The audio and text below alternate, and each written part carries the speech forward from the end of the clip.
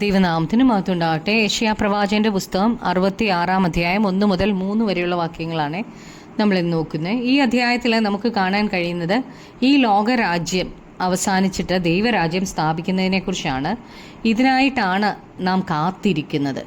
ദൈവത്തിൻ്റെ കരം ശക്തമായിട്ട് അതിനായി നീങ്ങുകയാണ്. പുതിയ ആകാശത്തെയും പുതിയ ഭൂമിയെയും കുറിച്ചാണ് യോഹന്നാൻ വെളിപ്പാട് പുസ്തകം 21-ാം അധ്യായത്തിലും എഴുതിയിട്ടുണ്ട്. പുതിയ യെരൂശലേം സ്ഥാപിക്കുന്നതിന് മുമ്പാണ് 1000 ആണ്ട് വാഴ്ച. 1-ാം വാക്യത്തിൽ യഹോവ ഇപ്രകാരം അരുളി ചെയ്യുന്നു, സ്വർഗം എൻ്റെ സിംഹാസനവും ഭൂമി എൻ്റെ പാദപീഠവുമാകുന്നു. നിങ്ങൾ എനിക്ക് പണിയുന്ന ആലയം ഏതുവിധം, എൻ്റെ വിശ്രാമ സ്ഥലവും ഏത്?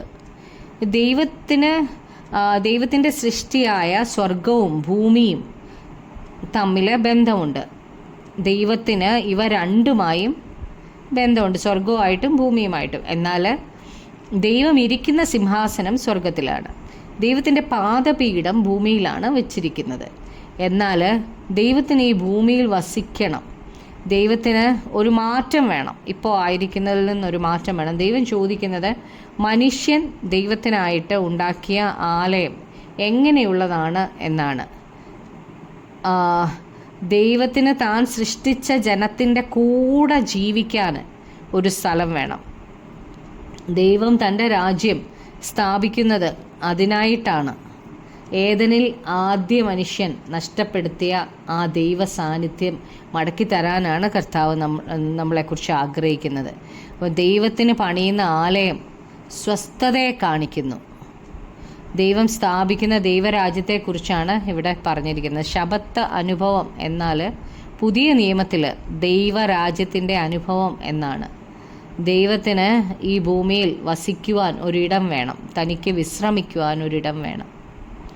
2-ാമത്തെ വാക്യത്തിൽ എൻ്റെ കൈ ഇതൊക്കെയും ഉണ്ടാക്കി, അങ്ങനെയാകുന്നു ഇതൊക്കെയും ഉളവായത് എന്ന് യഹോവ അരുളി ചെയ്യുന്നു. എങ്കിലും അരിഷ്ടനും മനസ്സ് തകർന്നവനും എൻ്റെ വചനത്തിങ്കൽ വിറയ്ക്കുന്നവനുമായ മനുഷ്യനെ ഞാൻ കടാക്ഷിക്കും. പ്രപഞ്ചത്തിൽ ഇപ്പോൾ ഉള്ളതായ സകലവും സൃഷ്ടിച്ചത് ദൈവത്തിൻ്റെ കരമാണ്. ദൈവത്തിൻ്റെ അധികാരവും ശക്തിയുമാണ് ഇവയിലെല്ലാം നമുക്ക് കാണാൻ കഴിയുന്നത്. ദൈവം വളരെ ശ്രദ്ധയോടെ നോക്കുന്നത് ആരെയാണെന്നാണ് ഇനി താഴേക്ക് പറയുന്നത്. കഷ്ടത്തിൽ ആയിരിക്കുന്നവരെയും മനസ്സിൽ തകർന്നിരിക്കുന്നവരെയും ആണ് ദൈവം ശ്രദ്ധിക്കുന്നത്. നമ്മെ ദൈവം തൻ്റെ കൂടെ ദൈവസാന്നിധ്യത്തിൽ ജീവിക്കാനാണ് സൃഷ്ടിച്ചത്. ഏദൻ തോട്ടത്തിൽ അങ്ങനെ ആയിരുന്നു. ആ ദൈവ സാന്നിധ്യത്തിലായിരുന്നു ആദമും ഹവ്വായും ആയിരുന്നത്. ദൈവം വെയിലാറുമ്പോൾ ഇറങ്ങി വരുമ്പോൾ ആദമും ഹവ്വായും ഓടി ചെല്ലുമായിരുന്നു ആ സാന്നിധ്യം കുതിച്ച്. എന്നാൽ നാം ദൈവസാന്നിധ്യം നഷ്ടപ്പെടുത്തി, മനുഷ്യൻ ദൈവസാന്നിധ്യം നഷ്ടപ്പെടുത്തി. പാപം നിറഞ്ഞ ലോകത്തിലാണ് നാം ഇപ്പോൾ ആയിരിക്കുന്നത്. അതുകൊണ്ട് ആണ് സമാധാനം മനുഷ്യർക്കില്ലാത്തത്. എന്നാൽ ദൈവത്തിൻ്റെ വചനത്തിങ്കൽ വിറയ്ക്കുന്നവരെ ദൈവം കടാക്ഷിക്കുമെന്നാണ് ഇവിടെ പറഞ്ഞേക്കുന്നത്. ദൈവവചനം കേൾക്കുമ്പോൾ അങ്ങനെയുള്ളവർ തങ്ങളെ തന്നെ താഴ്ത്തി അവരുടെ ജീവിതത്തിൽ അവർ വചനത്തിന് പ്രാധാന്യം കൊടുക്കും. 3-ാമത്തെ വാക്യത്തിൽ കാളയെ അറുക്കുകയും മനുഷ്യനെ കൊല്ലുകയും ചെയ്യുന്നവൻ, കുഞ്ഞാടിനെ യാഗം കഴിക്കുകയും നായുടെ കഴുത്ത് ഒടിക്കുകയും ചെയ്യുന്നവൻ, ഭോജനയാഗം കഴിക്കുകയും പന്നിച്ചോര അർപ്പിക്കുകയും ചെയ്യുന്നവൻ, ധൂപം കാണിക്കുകയും മിഥ്യാമൂർത്തിയെ വാഴ്ത്തുകയും ചെയ്യുന്നവൻ, ഇവർ സ്വന്തം വഴികളെ തിരഞ്ഞെടുക്കുകയും അവരുടെ മനസ്സ് മ്ലേച്ഛ വിഗ്രഹങ്ങളിൽ ഇഷ്ടപ്പെടുകയും ചെയ്യുന്നത് പോലെ. അപ്പം ദൈവം ആഗ്രഹിക്കുന്നത് വലിയൊരു മാറ്റമാണ് ജനത്തിൻ്റെ ഇടയിൽ. ദൈവം യാഗത്തിലല്ല പ്രസാദിക്കുന്നത്, അനുസരണത്തിലാണ്.